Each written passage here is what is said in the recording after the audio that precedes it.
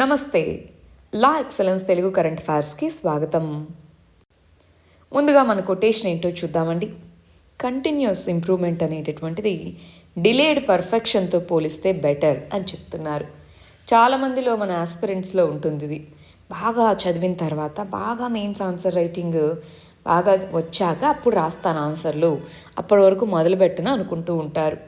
కానీ ఈ ఎగ్జామ్కి అలాంటి మోడల్ సూట్ అవ్వదు. మనం రాస్తూ ఉండే కొద్దీ ఇంప్రూవ్ అవుతాం. ఇంప్రూవ్ అయ్యాక రాయాలనుకుంటే కుదరదు. మినిమం 100 ఆన్సర్స్ రాస్తే కానీ మంచి ఆన్సర్ రాయలేం. మరి అలాంటప్పుడు మంచి రాయడం మొదలుపెట్టాకే నేను ఆన్సర్లు రాసి పంపిస్తాను అంటే ఏ విధంగా సూట్ అవుతుందండి? రైట్, అంతేనా? సో అందుకని కంటిన్యూస్గా ఇంప్రూవ్ అవుతూ ఉండాలి. ముందుగా నేను ఇచ్చిన క్వశ్చన్స్కి ఆన్సర్స్ ఏంటో చూసి ఆ తర్వాత ఆర్టికల్స్లోకి వెళ్ళిపోదామండి. ఫస్ట్ క్వశ్చన్, కోల్ కంబషన్, మన థర్మల్ పవర్ ప్లాంట్స్లో కోల్ని మండించడం ద్వారా ఏ ఎమిషన్స్ అనేటటువంటివి రావచ్చు? ఇది క్వశ్చన్ అన్నమాట. మనం రీసెంట్గా మన లాస్ట్ వీడియోలో పవర్ సప్లై, దాంట్లో డెఫిషియన్సీ, దీని గురించి చదువుకున్నాం కదా.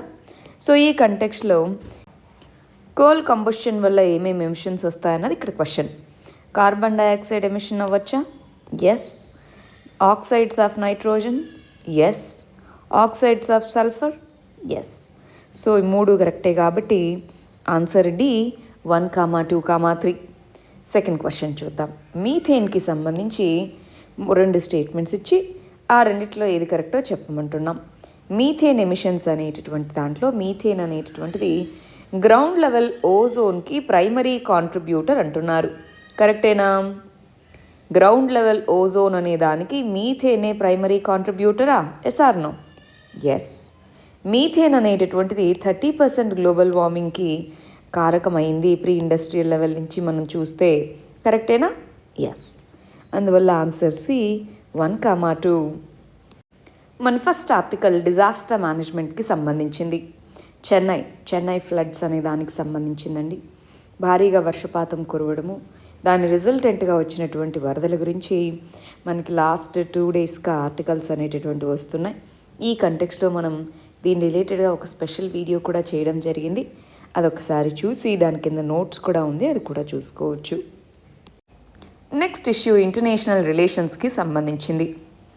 గుజరాత్ తీర ప్రాంతం దగ్గర పాకిస్తాన్ యొక్క security forces, Pakistan maritime security agency అనేటటువంటిది ఒక ఫిషర్మ్యాన్ని ఫైరింగ్లో చంపేయడం జరిగింది. ఫైరింగ్ అనేటటువంటి చేయడం జరిగింది. ఆ ఫైరింగ్లో అతను చనిపోవడం జరిగింది. ఇంకా ఆ బోట్లు, ఏదైతే బోట్ వేసుకొని వెళ్ళారో వీళ్ళలో, ఆ బోట్ని 6 అరెస్ట్ చేయడం జరిగిందనమాట. అబ్డక్ట్ చేశారని వీళ్ళు చెప్తున్నారు. పాకిస్తాన్ ఏమో వాళ్ళు ఇల్లీగల్గా మా యొక్క ఎక్స్క్లూజివ్ ఎకనామిక్ జోన్లోకి, టెరిటోరియల్ వాటర్స్లోకి వచ్చారు కాబట్టి వాళ్ళని అరెస్ట్ చేశాము అన్నట్టుగా చెప్తున్నారనమాట. రైట్. అయితే ఇక్కడ మనం ఒకసారి చూద్దాం. 2020లో 163 మంది ఫిషర్మెన్ని అరెస్ట్ చేయడం జరిగింది. 2019లో 85 మందిని అరెస్ట్ చేయడం జరిగింది. 63 మంది 1 ఇయర్కి పైగా జైల్లో ఉన్నారు. 5 సంవత్సరాలకు, 3 సంవత్సరాలు, ఇలా జైల్లోనే చాలా సంవత్సరాలు ఫిషర్మెన్ ఉన్నారు. ఈ ఎక్స్క్లూజివ్ ఎకనామిక్ జోన్ అనేటటువంటిది, టెరిటోరియల్ వాటర్స్ అనేటటువంటివి ఇప్పుడు ఫిషింగ్ కోసం వెళ్తారు, కొన్ని డేస్ సముద్రంలోనే ఉంటారు. సో అప్పుడు బై మిస్టేక్ అది క్రాస్ చేసినా, లేదా కొంతమంది ఏం కాదులే అన్నట్టుగా క్రాస్ చేసి వెళ్తూ ఉంటారు. సో పాకిస్తానీ ఫిషర్మెన్ ఇండియాలోనూ, ఇండియన్ ఫిషర్మెన్ పాకిస్తాన్లోనూ ఇప్పటికీ చాలామంది ఉన్నారు.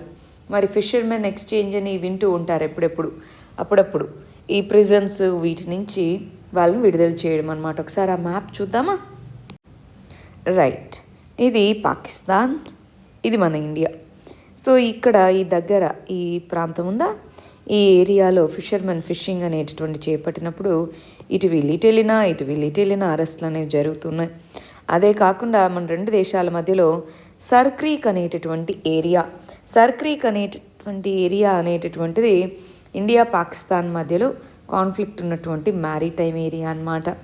సో ఆ ప్రాంతం అనేటటువంటిది కాన్ఫ్లిక్ట్ ఉంది. ఇప్పుడు మన కాశ్మీర్ ఎలాగా 2 దేశాల మధ్యలో కాన్ఫ్లిక్ట్ ఉంది, అలాగే ఈ సర్ క్రీక్ ఏరియా కూడా. ఓవరాల్గా మనం చూస్తే శ్రీలంకతోనూ, బంగ్లాదేశ్తోనూ ఇలా మనకి ఎక్స్క్లూజివ్ ఎకనామిక్ జోన్స్ షేర్ చేసుకునే ఉన్నాయి పాకిస్తాన్తోనూ. అందుకే మీరు చూసే ఉంటారు తమిళనాడుకు సంబంధించిన ఫిషర్మెన్ ఇక్కడ అరెస్ట్ చేశారని ఇలాంటి న్యూస్లు. సో ఇది ఎందుకు అంటే ఓవర్లాప్డ్ జోన్స్ అంటారు. అంటే వాళ్ళ ఈఈజెడ్ మన ఈఈజెడ్ ఓవర్లాప్ అవుతుంది.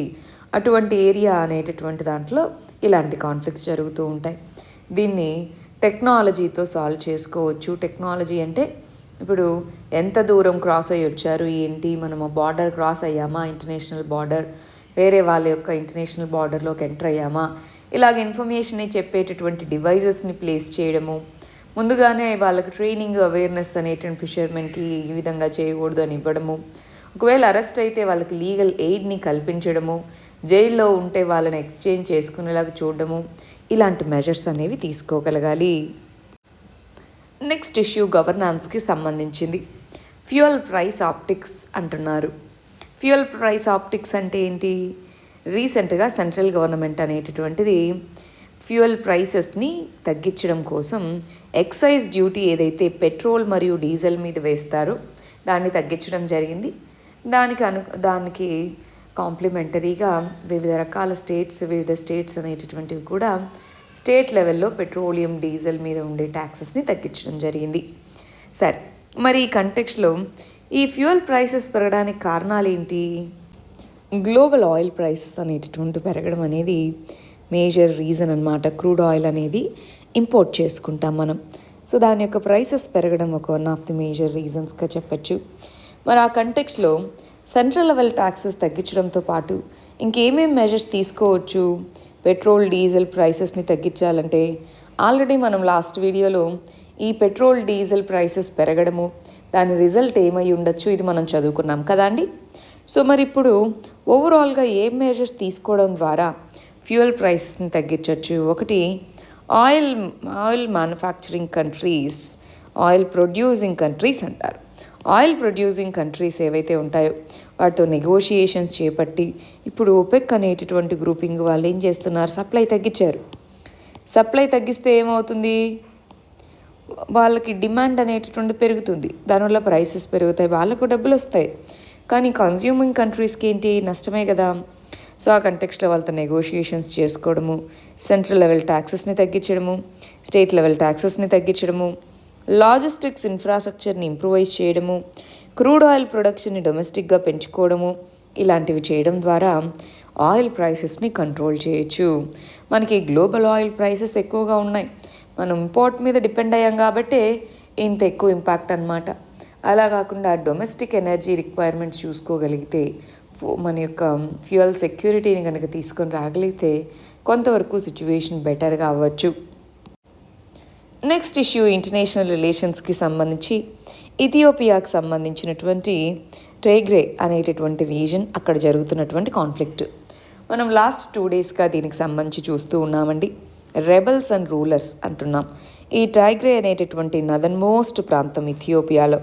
సో అది వాళ్ళు మాకు సపరేట్ అటానమస్ ప్రాంతంగా డిక్లేర్ చేయాలి అని అక్కడ ఉన్నటువంటి వాళ్ళు ప్రొటెస్ట్లు, అక్కడున్న రెబల్స్ ఫైట్ చేస్తున్నారు. ఇక్కడ ఇథియోపియా గవర్నమెంట్ కూడా దానికి అగెన్స్ట్గా ఫైట్ చేస్తూ ఉన్నారు. ఇది లాస్ట్ ఇయర్ నవంబర్ 2020 నుంచి కంటిన్యూ అవుతూ ఉంది. అంటే ఆల్మోస్ట్ 1 year కంటిన్యూస్గా అనమాట. ఈ కంటెక్స్లో ఎంతో హ్యుమానిటేరియన్ క్రైసిస్ అనేటటువంటిది వస్తుంది, అవునా?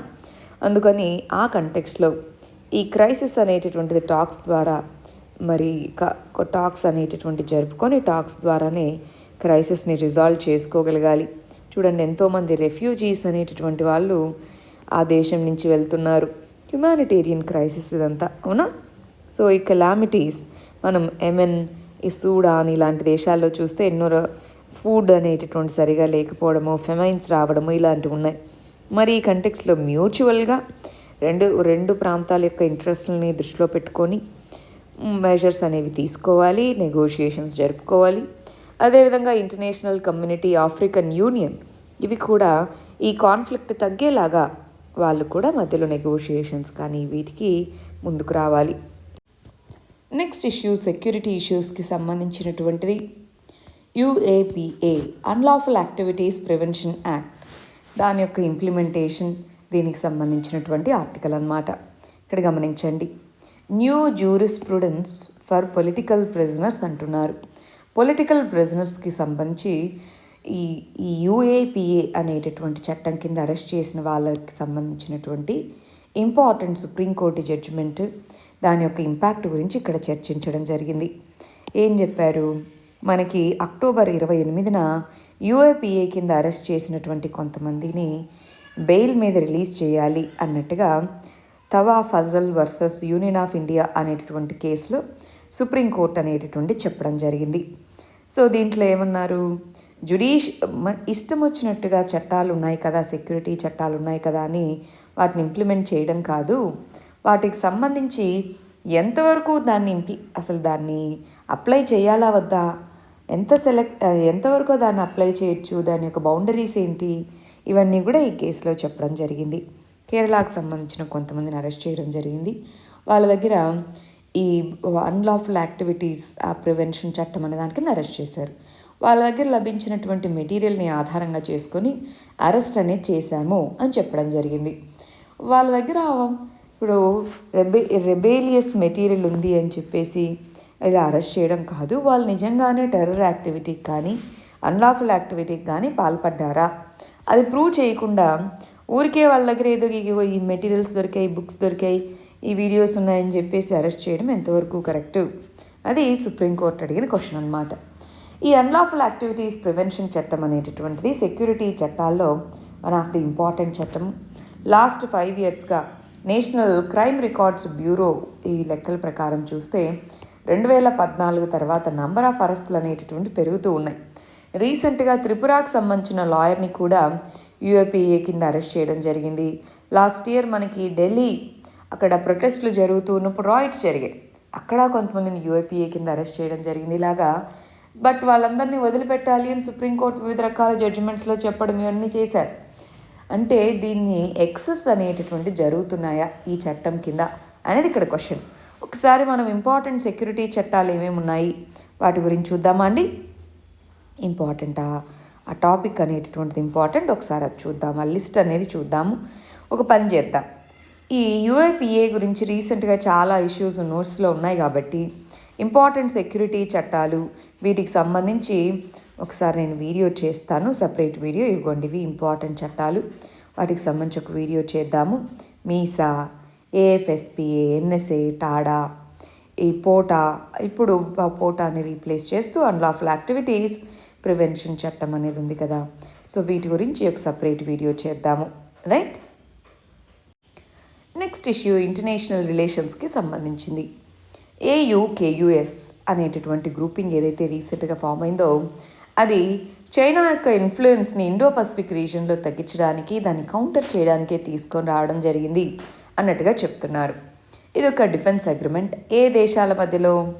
యుఎస్ఏ, యూకే, ఆస్ట్రేలియా, ఈ 3 దేశాల మధ్యలో జరిగినటువంటి డిఫెన్స్ ప్యాక్ట్ అన్నమాట. ఇండో పసిఫిక్ డిఫెన్స్ అలయన్స్ అని కూడా పిలుస్తూ ఉంటారు. ఇందులో ఆస్ట్రేలియా, యూకే, యుఎస్ కలిసి సబ్మెరీన్స్ డెవలప్మెంట్ వీటన్నిటిలో కోఆపరేట్ చేసుకోవాలి అన్నది గోల్గా పెట్టుకున్నారు. మరి Australia, UK, USA, AUKUS grouping ఏదైతే ఉందో అది ఆస్ట్రేలియా అనేటటువంటిది ఫ్రాన్స్తో చేసుకున్న అగ్రిమెంట్ స్క్రాప్ అయిపోయింది.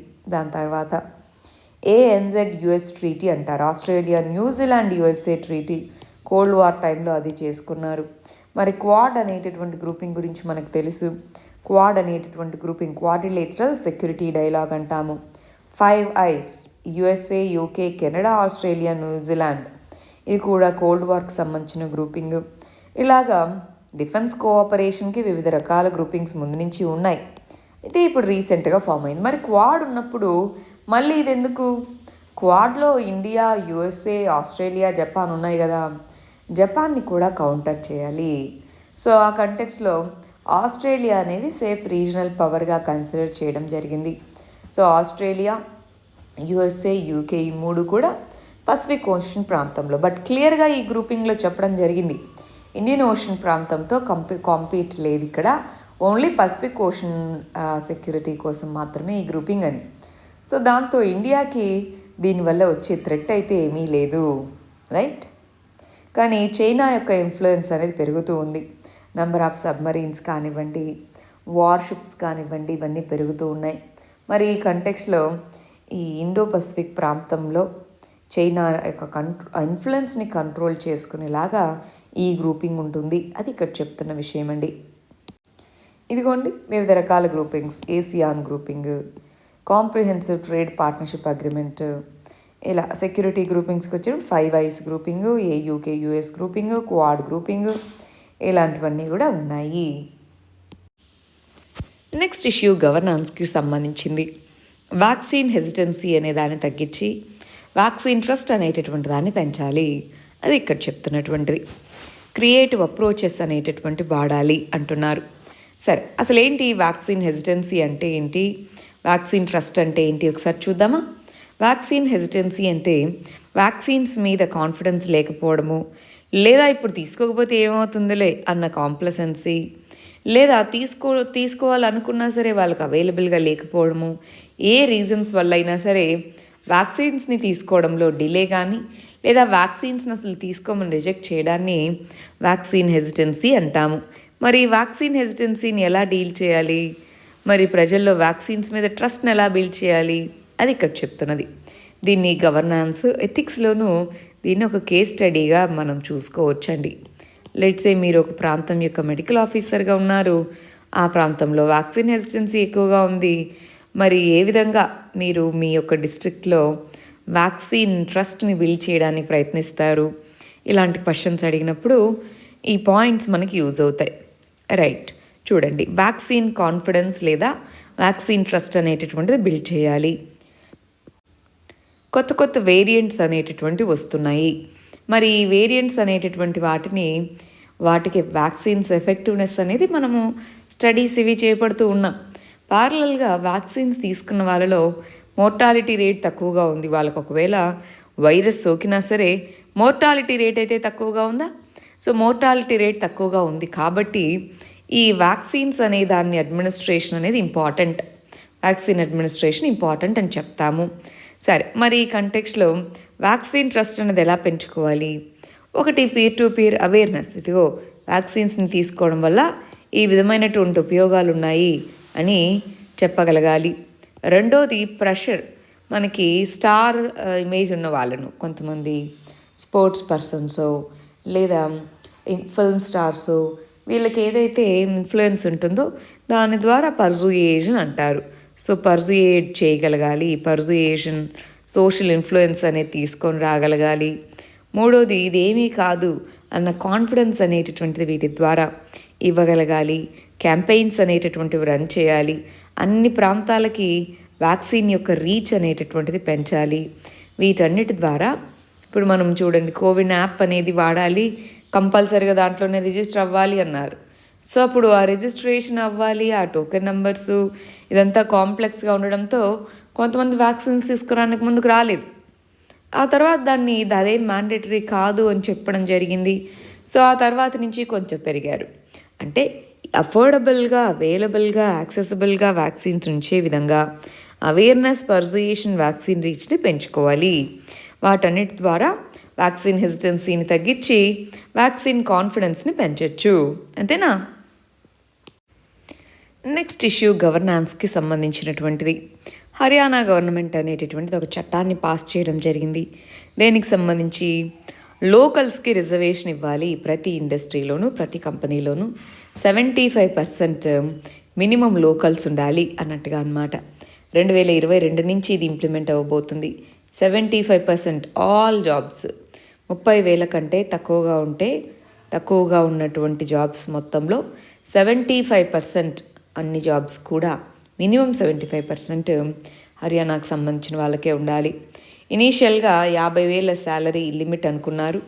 ఆ తర్వాత దాన్ని మార్చి 30,000 లోపల ఉన్నటువంటి జాబ్స్లో మినిమం 75% హర్యానాకు సంబంధించిన లోకల్సే ఉండాలి అనేటటువంటిది. అయితే ఇక్కడ దీని యొక్క కన్సర్న్స్ ఏంటి అని చెప్తున్నారు.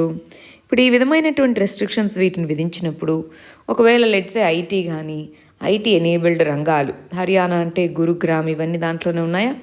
చాలా వరకు గురుగ్రామ్లో ఐటీఎస్ సెక్టారు, మ్యానుఫ్యాక్చరింగ్ సెక్టార్ ఉన్నాయి. సో వాటిలో వివిధ ప్రాంతాల నుంచి మ్యాన్ పవర్ని తెచ్చుకుంటారు. సో ఇప్పుడు ఈ విధంగా మ్యాండేటరీగా లోకల్స్ని తీసుకోవాలి అంటే కొంత టైం పడుతుంది. స్కిల్ డెవలప్మెంట్ అనేది చేయాలి, లోకల్గా ఉన్న వాళ్ళకి జాబ్స్ ఇవ్వాలి అంటే మేబీ ఆ మ్యాచింగ్ స్కిల్ సెట్ లేనప్పుడు ఏం చేయాలి కంపెనీస్ అనేవి? ఇలాంటి క్వశ్చన్స్ అరైజ్ అవుతున్నాయి. ప్లస్ ఇంకొకటి, ఏ రాష్ట్రంలో అయినా సరే మనం చూస్తే 75%కి లోపల ఎక్కడన్నా లోకల్స్ వర్క్ చేస్తున్నవి ఉన్నాయా? లేవు. ఓన్లీ అక్కడక్కడ కొన్ని ఇండస్ట్రీలో ఉంటాయేమో, బట్ ఓవరాల్గా చూస్తే లోకల్స్ అనేటటువంటి వాళ్ళ సంఖ్య ఎక్కువగా ఉంది. ఇప్పుడు మనం ఏపీ కానివ్వండి, హర్యానా కానివ్వండి, ఇలా చాలా రాష్ట్రాలు ఏవైతే అనౌన్స్ చేసి వాటన్నిటిలో 75% పైగా లోకల్సే ఉన్నారు. ఇది అందుకే చాలామంది దీన్ని పొలిటికల్ జిమ్మిక్గా చెప్తూ ఉంటారు. ఏదో కొన్ని ఇండస్ట్రీస్ తప్ప మిగిలిన వాటన్నిటిలో, ఇప్పుడు అగ్రికల్చర్ కానీ వీటన్నిటిలో చూస్తే అంతేనా, 75% లోపలే పైనే ఉంటారు లోకల్స్ అనేటటువంటి వాళ్ళు.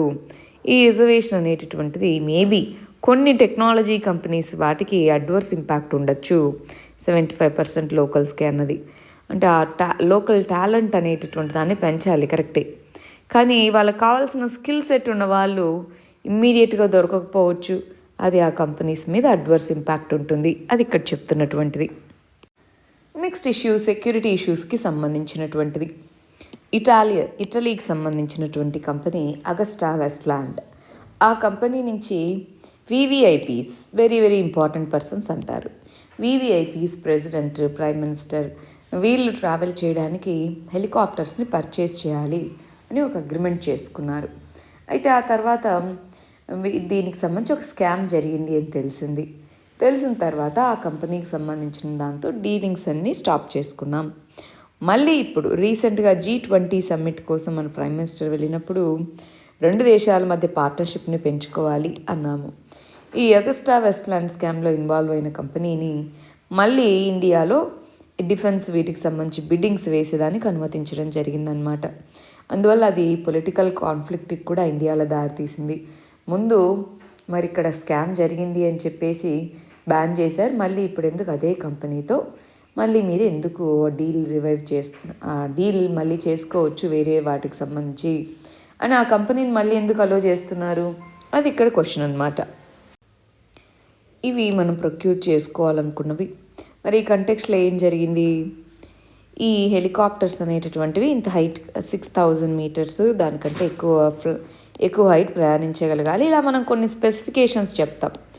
ఆ స్పెసిఫికేషన్స్ మీట్ అవ్వకపోయినా సరే స్పెసిఫికేషన్స్నే మార్చి మరీ వీటిని ఈ కంపెనీ నుంచే కొనుక్కోవాలి అని చెప్పి దానికి తగ్గట్టు స్పెసిఫికేషన్స్ మార్చారు. మిడిల్ మెన్ కొంతమంది దీంట్లో మనీ తీసుకున్నారు, ఇలాంటి అలిగేషన్స్ వచ్చాయి. దాంతో 2014లో అగస్టా వెస్ట్లాండ్ డీల్ అనేది క్యాన్సిల్ చేశారు. ఆ కంపెనీస్ ఏవైతే ఉన్నాయో ఇన్వాల్వ్ అయిన వాటిని ఇండియాలో బిడ్ చేపట్టకుండా బ్యాన్ చేశారు. మరి ఇప్పుడు మళ్ళీ అదే కంపెనీతో ఎందుకు డీల్ చేసుకోవడానికి ముందుకెళ్తున్నారు అనేది ఇక్కడ అడుగుతున్నటువంటి క్వశ్చన్. ఎనీవే, ఈ పర్టికులర్ కేసులో సిబిఐ ఎంక్వైరీ అనేది చేపట్టి ఇదిగో మిడిల్ మెన్ ఉన్నారు అని కొంతమంది మీద కేసులు కూడా వేయడం జరిగింది. నెక్స్ట్ ఇష్యూ సైన్స్ అండ్ టెక్నాలజీకి సంబంధించింది. AY4.2 అనేటటువంటి వేరియంట్ అనేటటువంటిది ప్రస్తుతానికైతే ఏం కన్సర్న్ లేదు అన్నట్టుగా చెప్తున్నారు. ఎవరు?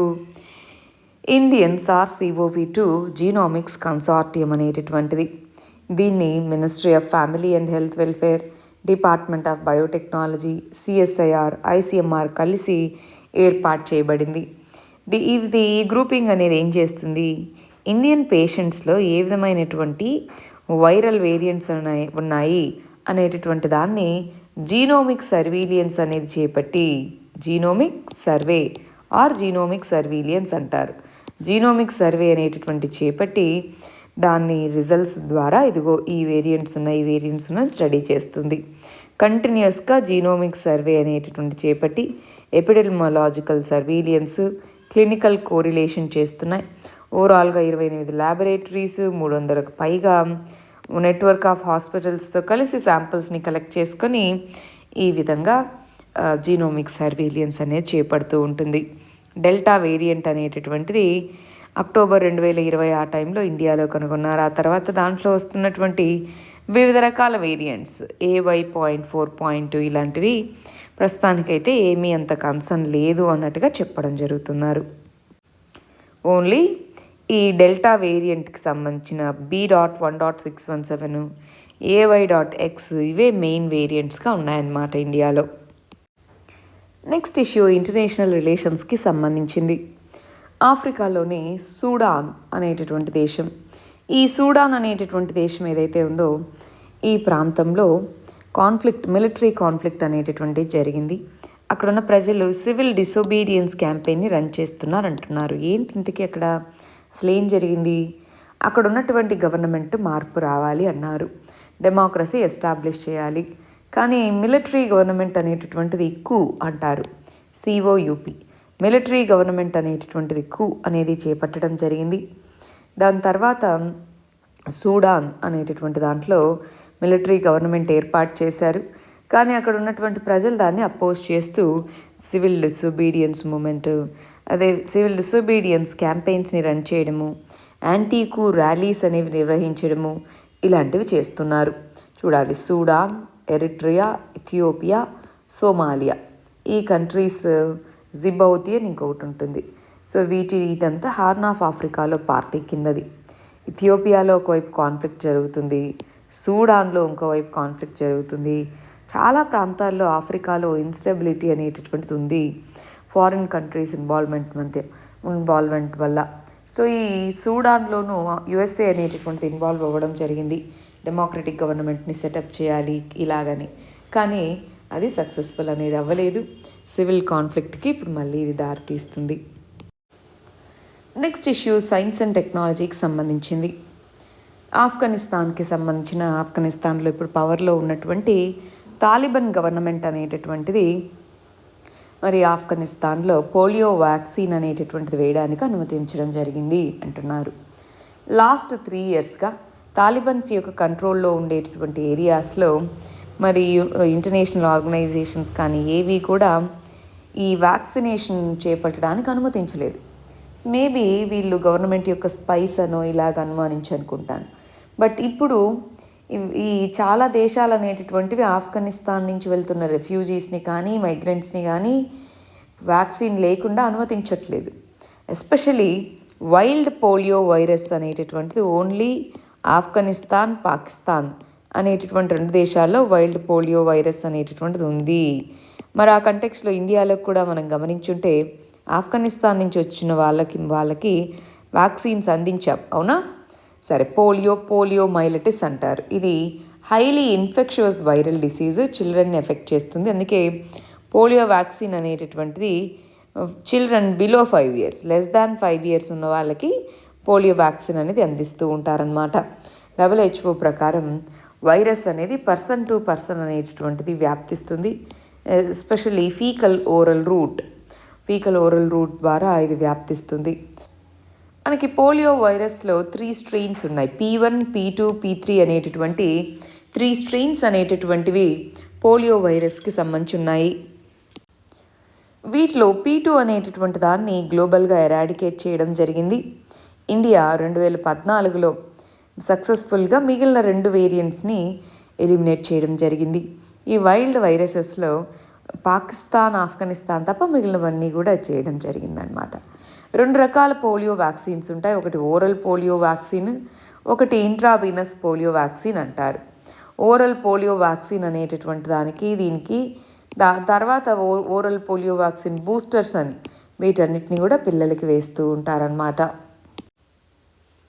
నెక్స్ట్ ఇష్యూ పాలిటిక్స్ సంబంధించినటువంటిది. యూపీలో లాస్ట్ మంత్ జరిగినటువంటి లఖీంపూర్ ఖేరి అనేటటువంటి ప్రాంతంలో ఏం జరిగింది, ఫార్మర్స్ ప్రొటెస్ట్ చేస్తున్నప్పుడు అక్కడ ఒక జీప్ వాళ్ళని తొక్కించుకుంటూ వెళ్ళడము, ఆ తర్వాత వైలెన్స్ అనేది జరిగింది. సో మరి ఆ కేసుకి సంబంధించి సుప్రీంకోర్టు అనేటటువంటిది ఒక జ్యుడిషియల్ ప్రోబ్ అనేటటువంటిది ఆర్డర్ చేయడం జరిగింది. మరి ఇన్వెస్టిగేషన్ చేసే వాళ్ళు ఉన్నారు, నార్మల్ పోలీసులు ఉన్నప్పుడు ఎందుకని ఈ విధంగా రిటైర్డ్ హైకోర్టు జడ్జెస్తో ఒక ప్యానల్ని ఏర్పాటు చేయడం జరిగింది? ఎందుకంటే ఎఫ్ఐఆర్స్కి సంబంధించి ఓవర్లాప్స్ ఉన్నాయి. ఐ విట్నెస్ ముందు చెప్పినవి ఇప్పుడు మాకేం తెలియదని చెప్తున్నారు. ఫోరెన్సిక్ ల్యాబ్ రిపోర్ట్స్ డిలే అవుతున్నాయి. పోలీసులు కూడా కాల్ రికార్డ్స్ అన్నీ చూపించట్లేదు. సో ఇలాంటి ఎన్నో క్వశ్చన్స్ ఉన్నాయి. కాబట్టి ఇది నిష్పాక్షికంగా జరగాలి అంటే జ్యుడిషియల్ ప్రోబ్ అవసరము. అందుకని హైకోర్టు జడ్జి ద్వారా ఇన్వెస్టిగేషన్ చేయించాలి అన్నట్టుగా కోర్టు అనేది నిర్ణయించడం జరిగింది. నెక్స్ట్ ఇష్యూ రఫేల్ డీల్కి సంబంధించినటువంటిది. ఫ్రాన్స్కి సంబంధించినటువంటి రఫేల్ అనే కంపెనీ రఫేల్ అనేటటువంటి యుద్ధ విమానాలని దసాల్ట్ ఏవియేషన్ అనేటటువంటి కంపెనీ నుంచి మనం కొనుగోలు చేసుకున్నాము. సో ఆ కంటెక్స్లో మరి రఫేల్ డీల్కి సంబంధించి ఎన్నో రకాల కంప్లైంట్స్ అనేటటువంటివి వచ్చాయి. సుప్రీంకోర్టు దాంట్లో మాకు ఏ విధంగానూ అనుమానాస్పదంగా లేదు అని చెప్పి కోర్టు కేసును కూడా కొట్టివేయడం జరిగింది. సో ఈ కంటెక్స్లో ఫ్రాన్స్కి సంబంధించిన మీడియా పార్ట్ అనేటటువంటి పోర్టలు సిబిఐ దగ్గర ఎవిడెన్స్ అనేటటువంటిది ఉంది. సుసైన్ గుప్తా అనేటటువంటి వ్యక్తికి మిడిల్మెన్. సో ఆ వ్యక్తికి సంబంధించినటువంటి ఆ డీటెయిల్స్ అవన్నీ ఉన్నా సరే వాళ్ళు ఏమీ యాక్షన్ తీసుకోవట్లేదు అన్నట్టుగా క్లెయిమ్ చేస్తున్నారు. మరి ఈ విషయంలో మళ్ళీ అది ఎంతవరకు కరెక్ట్, దాంట్లో ఎంతవరకు ఈ విధమైనటువంటి మిడిల్మెన్ ఇన్వాల్వ్ అయ్యి ఉన్నారు, వీటిని ఇన్వెస్టిగేట్ చేస్తారా, చేస్తే అది ఎంతవరకు సక్సెస్ఫుల్గా చేస్తారు, ఇవన్నీ మనం వేచి చూడాల్సిందే. రఫేల్ అనే యుద్ధ విమానాల కొనుగోలుకు సంబంధించినటువంటిది ఇది. నెక్స్ట్ ఇష్యూ సైన్స్ అండ్ టెక్నాలజీకి సంబంధించినటువంటిది. ఫేస్బుక్ అనేటటువంటిది రీసెంట్గా తన యొక్క పేరుని మెటా లిమిటెడ్ అన్నట్టుగా పేరు మార్చుకోవడం జరిగింది. అసలు ఈ మెటావర్స్ అంటే ఏంటి, ఫేస్బుక్ ఎందుకోసం ఇలా పేరు మార్చుకుంది, ఇవి చూద్దామా. మనకి మెటావర్స్ అంటే వివిధ రకాలైనటువంటి నెట్వర్క్స్, వాటన్నిటి యొక్క గ్రూపింగ్ అన్నమాట.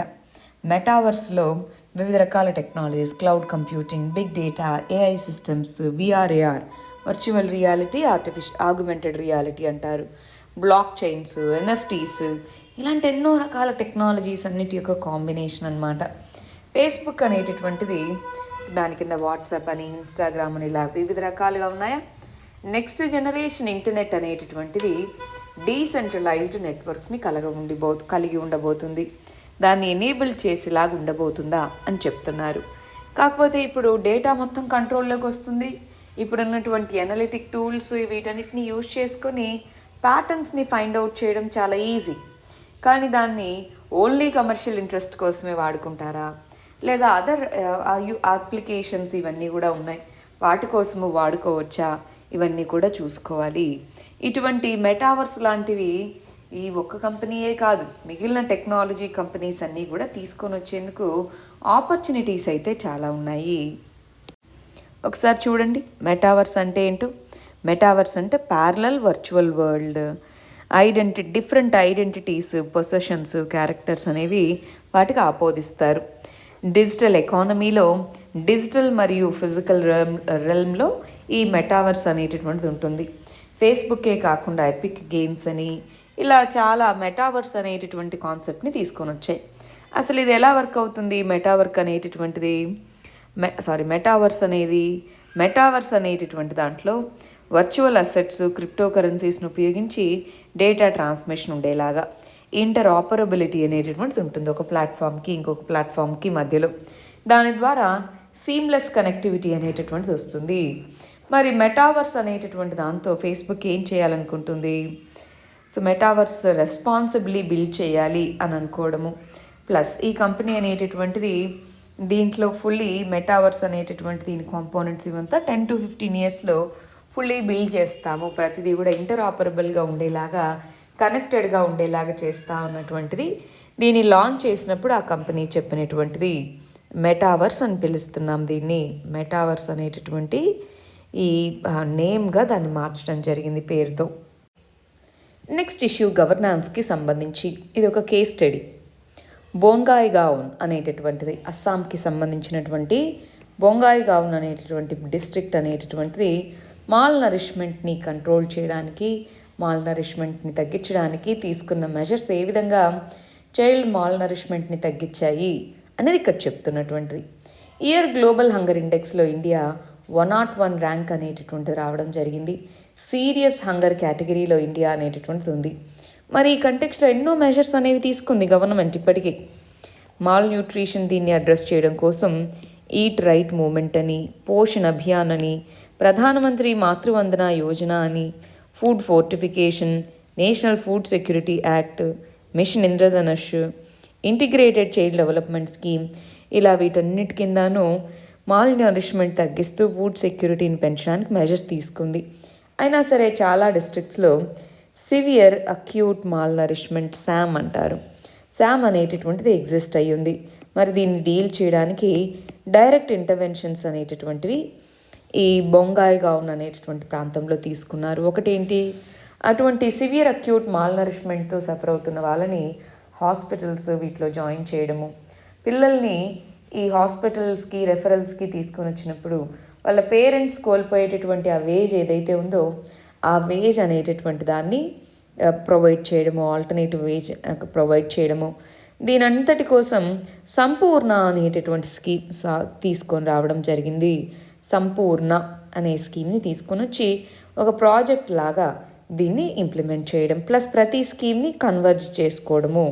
ఇలాగ అస్సాంలోని డిస్ట్రిక్ట్ అనేది మాల్ నరిష్మెంట్ లెవెల్స్ని చాలా వరకు తగ్గించడం జరిగింది. అందుకే దీన్ని సక్సెస్ఫుల్ కేస్ స్టడీగా చెప్తారు. నెక్స్ట్ ఇష్యూ సైన్స్ అండ్ టెక్నాలజీకి సంబంధించింది. జికా కేసెస్ అనేటటువంటివి యూపీ మరియు నేబరింగ్ స్టేట్స్లో రిపోర్ట్ అయ్యాయి. ఢిల్లీ కూడా హై అలర్ట్ మీద ప్లేస్ చేశారంటున్నారు. అసలు ఈ జికా వైరస్ అంటే ఏంటి, అది ఎలా మొదలైంది, దాని వ్యాప్తి ఏంటి ఒకసారి చూద్దామా? ఇంపార్టెంట్ అండి. 1947లో రీసస్ మంకీస్లో ఉగాండాలో మొట్టమొదటిసారిగా ఈ వైరస్ని గుర్తించడం జరిగింది. హ్యూమన్ కేసెస్ అనేటటువంటివి 1952లో గుర్తించారు.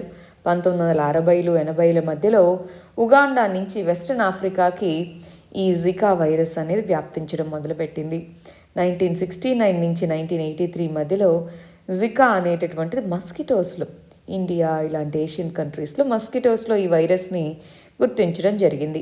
2007లో మొట్టమొదటి లార్జ్ స్కేల్గా అవుట్ బ్రేక్ అనేది హ్యూమన్స్లో పసిఫిక్ ఐలాండ్ అయినటువంటి యాప్లో దీన్ని గుర్తించారు. 73% ఆ ఐలాండ్లో ఉండే మొత్తానికి జికా వైరస్ స్ప్రెడ్ అయింది. అయితే 2008లో ఈ జికా వైరస్ సెక్షువల్ ట్రాన్స్మిషన్ ద్వారాను జరుగుతుంది అన్నట్టుగా గుర్తించడం జరిగింది.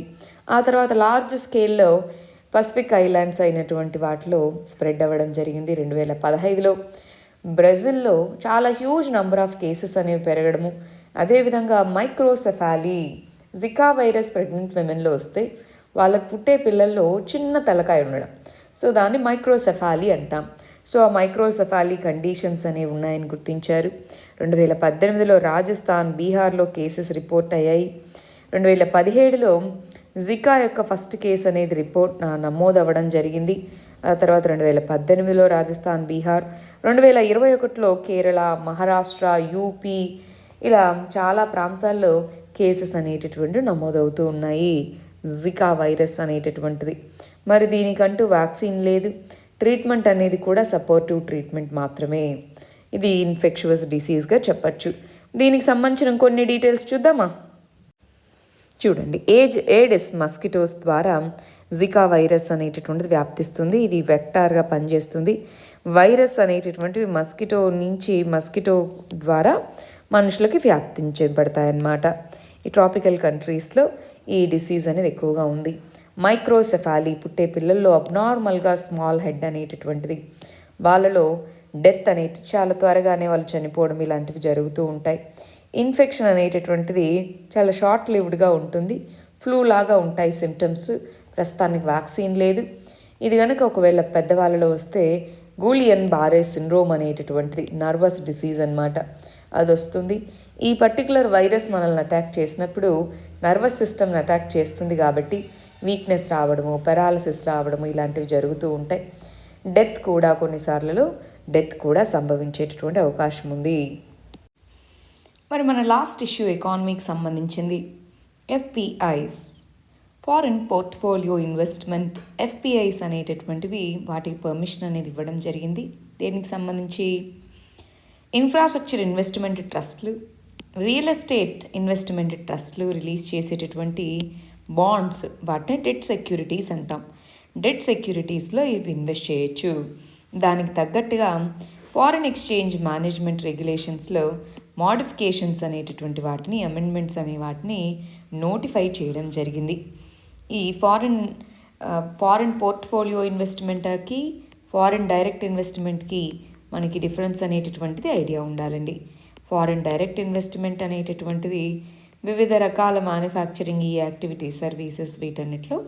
డైరెక్ట్ ఇన్వెస్ట్మెంట్ అది ప్రొడక్షన్, మ్యానుఫ్యాక్చరింగ్ వీటిలో ఇన్వాల్వ్ అవుతుంది. ఈ ఎఫ్పిఐలో ఓన్లీ షేర్స్ని పర్చేస్ చేస్తారు. సో ఇది కంపారిటివ్లీ స్మాలర్ ప్లస్ వొలటైల్గా దీన్ని చెప్పచ్చు. ఇది ఇవాల్టి మన మెయిన్స్ క్వశ్చన్ అండి. ఇవి మన ప్రిలిమ్స్ క్వశ్చన్స్. వీటికి ఆన్సర్ కమెంట్ సెక్షన్లో ఇవ్వండి. రేపు మనం వీటికి కరెక్ట్ ఆన్సర్స్ ఏంటో చూద్దాం. All the very best. Thank you very much.